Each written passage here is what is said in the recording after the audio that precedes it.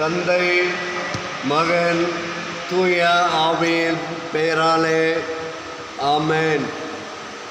கிறிஸ்து இயேசுவுக்குள் பிரியமான என் அன்பு சகோதர சகோதரிகளே, இந்த காணொளி மூலமாக மீண்டுமாக உங்களோடு இறை வார்த்தையை பகிர்ந்து கொள்வதில் பெரும் மகிழ்ச்சி அடைகின்றேன்.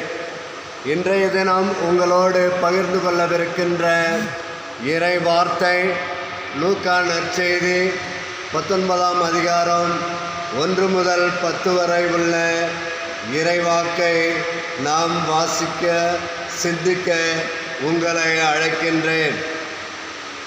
இன்றைய நற்செய்தி, எருசலேமிலிருந்து இயேசு எரிகோவுக்கு செல்கின்றார். போகின்ற வழியில் சக்கேயு என்ற ஒரு வரி வசூலிப்பவர் ஆண்டவர் இயேசுவை பார்ப்பதற்காக, அவர் எப்படி இருக்கின்றார் என்பதை பார்ப்பதற்காக அவன் ஆசைப்படுகின்றான். ஆனால் அவன் குள்ளமாக இருப்பதால் மக்கள் கூட்டத்தின் நடுவே ஆண்டவர் இயேசுவை பார்க்க முடியாத சூழ்நிலை ஏற்படுகின்றது.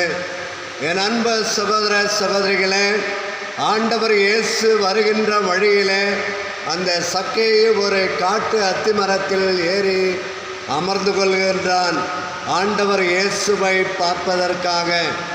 இயேசு அந்த மரத்தின் கீழே வந்தவுடனே, சக்கேயுவே இறங்கி வா என்று அழைப்பு விடுகின்றார். சக்கேயு மனம் மாறுகின்றான். ஆண்டவர் இயேசுவினுடைய அழைப்பை அவன் ஏற்றுக்கொள்கின்றான். அந்த சக்கேயு இறங்கியவுடன் ஆண்டவர் இயேசுவை நோக்கி, ஆண்டவரே, என் சொத்தில் பாதியை நான் ஏழைகளுக்கு கொடுக்கின்றேன்.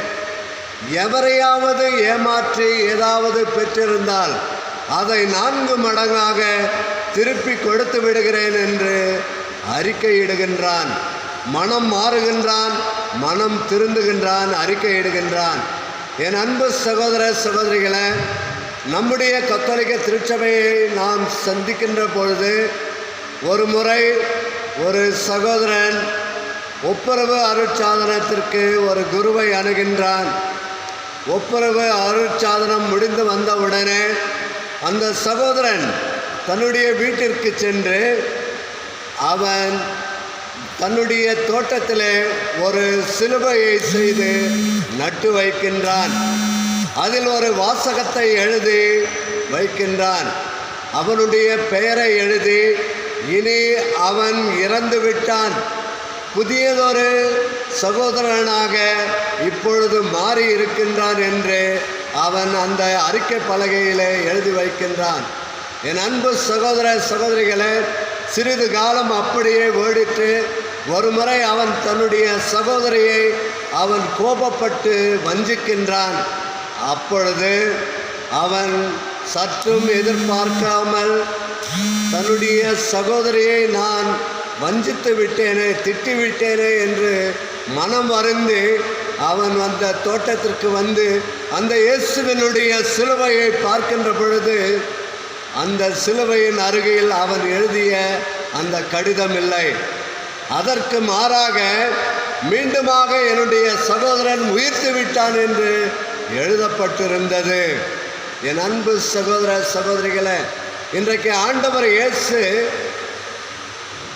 நம்முடைய திருச்சபையில் திருவருட்சாதனங்களில் ஒன்றான அந்த பச்சாதாபம் என்ற ஒப்புரவு அருட்சாதனத்தை நாம் பெறுகின்ற பொழுது ஆண்டவர் இயேசுவோடு நாம் உயிர்த்தெழுகின்றோம் என்ற ஒரு ஊமையை அவன் எடுத்து சொல்லுகின்றான் நமக்கு.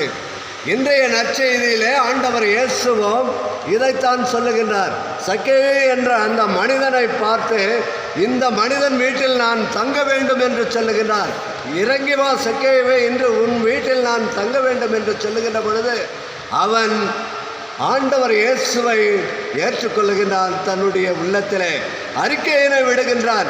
இதைத்தான் ஆண்டவர் இயேசு சொல்லுகின்றார். சக்கேயுவை போன்று என் மகனே மகளே, இன்று நான் உன்னை அழைக்கின்றேன். அந்த திருவருட் சாதனத்தின் வழியாக நீ அந்த ஒப்புரவு அருட்சாதனத்தை பெறுகின்ற பொழுது நீ என்னோடு உயிர்த்து இருக்கின்றாய். நீ அந்த ஒப்புரவு அருட்சாதனத்திலிருந்து நீ மீண்டுமாக தீமைக்கு செல்லுகின்ற பொழுது நீ என்னை விட்டு அகன்று சென்று விடுகின்றாய் என்று சொல்லுகின்றார். ஆண்டவர் இயேசு சக்கேயுவை பார்த்து சொன்ன வார்த்தையை இன்று நாம் ஒவ்வொருவரையும் பார்த்து சொல்லுகின்றார். நாம் சக்கேயுவை போன்று மனம் மாறியவர்களாக, மனம் திருந்தியவர்களாக, இயேசுவினுடைய அன்பு சீடர்களாக, இயேசுவினுடைய அன்பு சீடத்தியாக, கிறிஸ்து இயேசுவினுடைய உயிருள்ள பிள்ளையாக நாம் மாறுகின்றோமா? அல்லது இவ்வுலக ஆசையின் மீது நாட்டம் கொண்டு, இந்த உலக பொருளாதாரத்தின் மீது நாட்டம் கொண்டு, இந்த உலக செல்வத்தின் மீது நாட்டம் கொண்டு வாழ்ந்து கொண்டு இருக்கின்றோமோ? அதிலிருந்து எப்பொழுது நாம் விடுபட்டு ஆண்டவர் இயேசுவின் முன்னிலையில் உறுதியேற்போம், அப்பொழுது புதிய மனிதர்களாக, புது படைப்பாக, இயேசுவினுடைய அன்பு சீடராக நாம் வாழ்வோம் என்பதில் எந்தவித ஐயமும் இல்லை என்பதை உங்களோடு பகிர்ந்து கொள்ளுகின்ற இந்த இறைவார்த்தையின் வழியாக நான் உங்களோடு பகிர்ந்து கொள்கின்றேன். தொடர்ந்து ஜெபிப்போமா? என் அன்புக்குரிய சகோதர சகோதரிகளே, ஆண்டவரே, சக்கேயுவை அழைத்தது போல இன்று எங்களையும் அழைத்திருக்கின்றே. அதற்காக நாங்கள் உமக்கு நன்றி செலுத்துகின்றோம் அப்பா. இந்த சக்கேயு மனம் மாறியதை போன்று நாங்களும் ஒரு நாள் மனம் மாறி ஆண்டவரை உம்மோடு கூட ஆண்டவரை நாங்களும் உறுதி எடுக்கக்கூடிய ஆற்றலை எங்களுக்கு தாரும். ஆண்டவரை, நாங்கள் யாரையாவது ஏமாற்றி எதையாவது பகிர்ந்திருந்தால், அதை பறித்திருந்தால் அதை 4 மடங்காக திருப்பி கொடுத்து விடுகிறேன் என்று அறிக்கையிட்ட சக்கேயுவை போன்று, ஆண்டவரை, என்னுடைய சொத்தில் பாதையை நான் ஏழைகளுக்கு கொடுக்கின்றேன் என்று சொன்ன சக்கேயுவை போன்று இன்றைக்கு நீங்களும் நானும் ஆண்டவரிடத்தில் ஜெபிக்கின்ற பொழுது, ஆண்டவரை, என்னிடம் உள்ள பொருட்களை நான் மற்றவர்களோடு பகிர்ந்து கொள்ளக்கூடிய ஞானத்தை எனக்கு தாரும். ஆண்டவரை, வல்லமையை எனக்கு தாரும். அந்த மன உறுதியை எனக்கு தாரும். இதோ மனம் மாறி சக்கேயுவை போன்று நானும் என்னுடைய குடும்பமும் உம்முடைய திருச்சிலுவையை உற்று நோக்கி அதன் திருச்சிலுவையிலிருந்து வடுகின்ற அந்த இரத்தத்தில் கழுவப்பட்டவர்களாக மாறக்கூடிய ஆற்றலை எங்களுக்கு தாரும். எங்கள் ஆண்டவரும் திருமகனுமான இயேசுவின் நாமத்தில் ஜெபிக்கிறோம் நல்ல பிதாவே, ஆமென். தந்தை, மகன், தூய ஆவியின் பெயராலே, ஆமென். இயேசுக்கே புகழ், இயேசுக்கே நன்றி. மரியே வாழ்க.